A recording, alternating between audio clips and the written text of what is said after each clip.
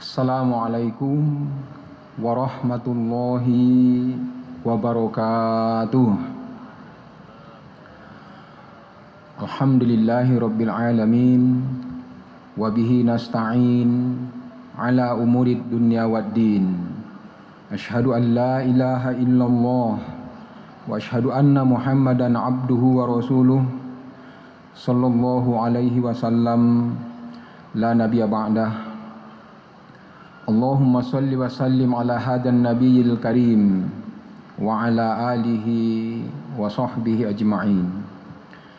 Amma ba'du fa ya ayyuhal hadirun. Qala Allah ta'ala fi kitabihil karim. A'udzu billahi minasy syaithanir rajim. Bismillahirrahmanirrahim.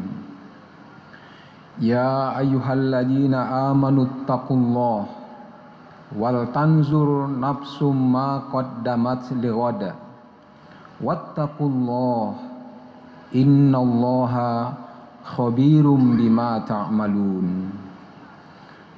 Wahai orang-orang yang beriman, bertakwalah kepada Allah dan hendaklah setiap orang menelisik, meninjau, mengoreksi diri apa yang telah dilakukan sebelumnya untuk menyongsong kehidupan di masa depan.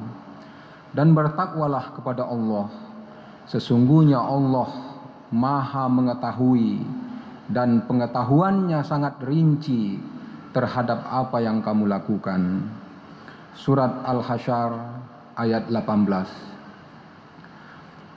Bapak-bapak dan ibu-ibu, saudara-saudara kaum muslimin, jemaah sholat zuhur Masjid Ahmad Khatib Al-Minangkabawi yang dimuliakan Allah. Marilah kita terus bersyukur kehadiran Allah Subhanahu wa taala atas segala nikmat yang terus tercurah kepada kita, baik yang kita rasakan maupun yang tidak kita rasakan. Yang pasti Allah selalu mencurahkan rahmat kepada hambanya dengan cara-caranya sendiri. Kaum muslimin yang dimuliakan Allah, dalam kesempatan yang singkat ini pengajian diberi judul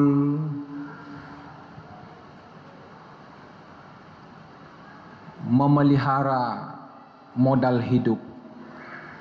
Ayat yang sudah dibacakan tadi sangat relevan dalam situasi sekarang ini, di mana kita sedang berada di penghujung tahun, untuk melakukan koreksi terhadap apa yang sudah kita lakukan dalam rangka menyongsong kehidupan di masa depan.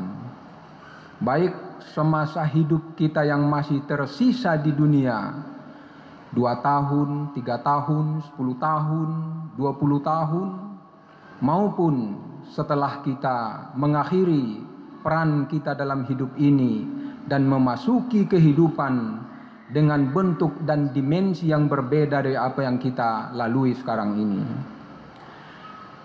Rasulullah SAW memberikan arahan secara terstruktur agar kita mampu mempersiapkan diri.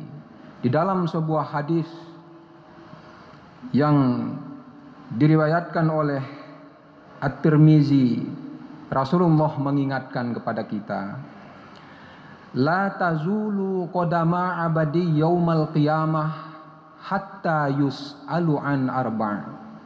Nanti pada hari kiamat, seorang hamba, seorang manusia tidak akan bergerak kedua tumitnya sebelum menjawab 4 pertanyaan. Yang pertama, an umrihi fima afnah. Umur berapapun panjang pendeknya, kemana dihabiskan. Umur adalah aset atau modal hidup yang sangat berharga dalam kehidupan manusia. Maka orang yang membuang-buang umur sama dengan membuang-buang hidupnya sebenarnya. Yang kedua adalah wa an sababihi fima ablah, masa muda kemana dihabiskan, untuk apa dihabiskan. Sekarang anak-anak muda banyak yang terjerat oleh dorongan dan tipuan kehidupan yang disebut dengan kehidupan serba teknologi.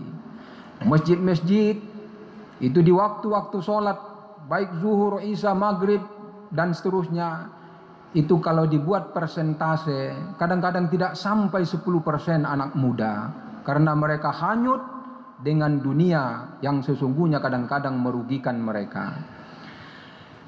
Yang ketiga adalah wa'an malihi min ainak tasabah wa fima anfaqah, harta mereka dari mana mereka dapatkan dan kemana mereka belanjakan.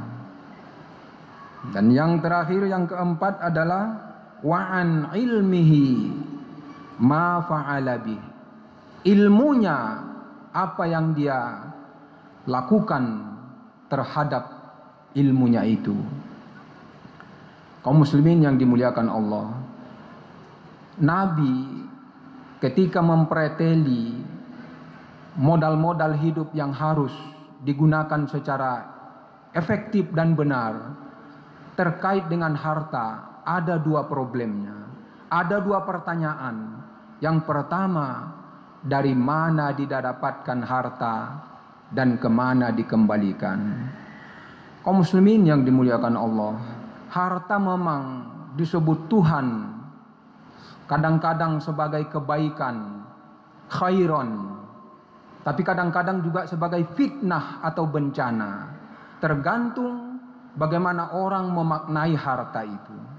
Kalau dia menganggap harta itu miliknya dan lepas dari orang lain dan nilai-nilai agama dan sosial, maka orang itu pasti celaka. Di dalam Al-Quran, Allah menggunakan kata-kata harta, mal dengan segala jenisnya sebanyak 86 kali. 76 kali itu menggunakan harta kamu. Kamu. Seakan-akan harta itu di tengah-tengah manusia. Kalau ada dua orang memegang tongkat atau harta tali, itu sama-sama posisinya di tengah. Kalau ada yang menarik pada posisi dia dan mendominasi, itu sudah menyalahi makna dari harta itu sendiri. Maka pantaslah Allah sebanyak 80 kali menggunakan kata harta dalam Quran, selalu menggunakan kum, hum, harta kamu, harta mereka. Hanya 8 kali menggunakan untuk pribadi hartamu. Tapi 7 dari yang 8 itu menunjukkan bahwa harta tidak bisa menolong seseorang, dan juga penyesalan terhadap masa lalunya karena salah dalam menggunakan harta. Hanya 1 kali Allah menggunakan kata harta yang memberikan makna positif. Kalau dibagi 8, 1 dari 8 itu nilainya 12%.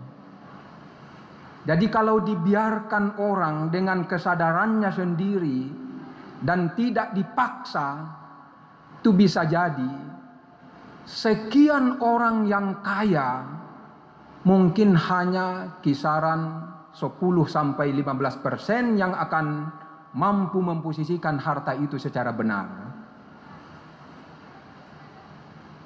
Di Sumatera Barat, Padang, dan seluruh Indonesia,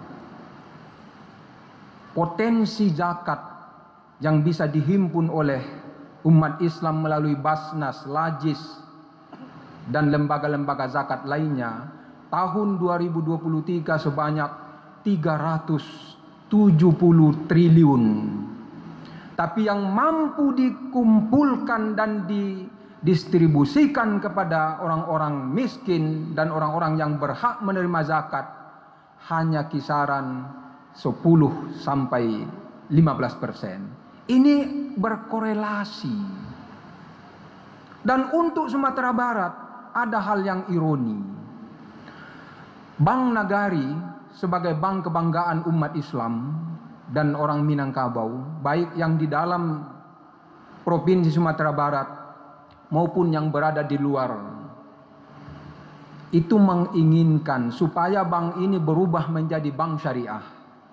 Tapi kenyataannya sampai sekarang Bank Nagari belum bisa berubah menjadi bank syariah.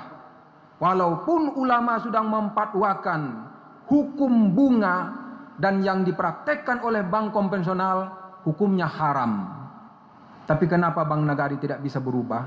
Ternyata orang-orang yang punya kekayaan itu tidak meletakkan uangnya di Bank Nagari. Tapi di mana? Mungkin saja di bank-bank kompen. Bahkan lebih kuat BCA dibanding aset atau modal Bank Nagari Syariah. Ini ada apa ini? Ini ironi, memalukan dan memilukan. Kaum muslimin yang dimuliakan Allah, inilah Tuhan memberikan sebuah dorongan dan harapan agar kalau orang ingin bahagia, memang harta itu adalah modalnya. Sebagian umat Islam di Indonesia, mungkin juga di Kota Padang, sudah meroket. Pendapatannya sekian, asetnya sekian, tabungannya sekian, rumahnya sekian, kendaraannya sekian. Tapi apa dari situ itu? Quran 7 mengatakan, menggunakan kata-kata harta dengan nilai negatif itu. Ada orang yang sombong, ada yang suka pamrih, ada yang lain-lain. Negatif semuanya. Dalam Islam, jarak ekonomi antara orang-orang yang mampu dengan yang tidak mampu itu harus terus diperdekat. Dan cara itu tidak bisa dilakukan kecuali kesadaran setiap orang yang dititip oleh Allah harta harus berbagi kepada yang lain. Apapun kondisinya. Kotak infak ini adalah saksi bisu di hari kiamat bahwa ada yang pemurah dan ada yang bakhil. Saya miskin, saya enggak, itu bukan urusan. Allah mengatakan alladzina yunfiquna bis-sarra'i wad-dharra. Orang-orang yang berinfak terus, baik dalam keadaan sulit maupun dalam keadaan lapang. Kalau sedang banyak ya banyak, kalau sedang sedikit ya sedikit. Punya uang hanya 5.000 ya 500, kan bisa saja. Inilah di dalam teori ekonomi syariah, orang yang kaya itu yang sesungguhnya bukan orang yang depositonya triliunan atau miliaran di bank-bank tertentu, bukan yang punya kendaraan mewah, bukan yang punya rumah mewah dan ada di mana-mana. Orang kaya itu adalah orang yang melepaskan rasa kepemilikannya secara mutlak terhadap harta dan dia kembalikan kepada Allah. Bagaimanapun dan berapapun pendapatan seseorang, dia bisa saja kaya. Dan banyak orang yang mungkin penghasilan, aset, hartanya sudah banyak, bisa saja dia sebenarnya miskin. Karena nilai kekayaan itu dalam Islam seperti lingkaran. Berapapun kecilnya lingkaran, kalau dia bulat, tetap 360 derajat. Bagaimanapun besarnya tetap 360 derajat. Tergantung orang bagaimana menerima pemaknaannya dan dia mau berbagi dengan orang lain. Inilah salah satu yang diarahkan oleh ayat dalam surat Al-Hasyr tadi dan juga dipertegas Nabi. Dari mana didapatkan, kemana diimpakkan. Cara mendapatkannya ini penting. Kalau dilihat di kantor-kantor kadang-kadang, pagi datang cek pinjer, absen, lalu keluar kantor lagi. Kenapa harus absen kalau belum berada di ruangan? Nanti saja. tapi karena lebih takut kehilangan uang, tunjangan makan, tunjangan ini dibanding dosa. Itulah kenyataan di mana-mana. Orang lebih suka menipu daripada mempertahankan keyakinannya untuk tidak mendapatkan sesuatu dengan cara yang tidak benar. Semoga Allah terus memberikan petunjuk kepada kita. Seberapapun banyaknya orang yang bakhil, tapi banyak juga orang-orang yang pemurah dan mampu memposisikan harta itu secara benar. Ini masjid yang megah dan kebanggaan orang Sumatera Barat, Minangkabau dan Indonesia adalah bukti bahwa banyak orang yang pemurah dan memaknai harta itu memang milik Allah dan harus dikembalikan kepada Allah. Banyak maaf. Nasrun minallah wa fathun qarib wa basyiril mu'minin. Wassalamualaikum warahmatullahi wabarakatuh. Allahu akbar, Allahu akbar. Asyhadu an la ilaha illallah. Asyhadu anna Muhammadar Rasulullah. حي على الصلاة حي على الفلاح قد قامت الصلاة قد قامت الصلاة